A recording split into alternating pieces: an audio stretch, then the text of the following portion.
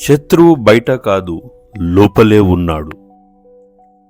ఈ ప్రపంచంలో ప్రతిరోజు మన శరీరంపై కనిపించని యుద్ధం జరుగుతూనే ఉంటుంది.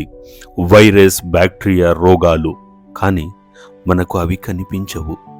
అవి కనిపించవు కాబట్టే మనం విలువ ఇవ్వం.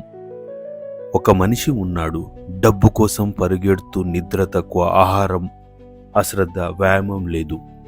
ఇప్పుడు కాదు, తర్వాత చూసుకుందాం అనుకుంటాడు. కానీ ఒకరోజు శరీరం అలసిపోయింది, శక్తి తగ్గింది, రోగాలు తలుపు తట్టాయి. అప్పుడు అతడు గ్రహించాడు, శత్రువు బయట కాదు, లోపలే ఉన్నాడు అని. మన శరీరం ఒక సైనికుడు, మన రోగ నిరోధక శక్తి ఒక కవచం, మన అలవాట్లే ఆయుధాలు. నువ్వు మంచి ఆహారం తింటే నీ శరీరం బలపడుతుంది. నువ్వు నిద్రపోతే నీ రోగ నిరోధక శక్తి యుద్ధానికి సిద్ధమవుతుంది. నువ్వు వ్యాయామం చేస్తే వైరస్ వెనక్కి తగ్గుతాయి. అది డబ్బుతో కొనలేని సంపదన.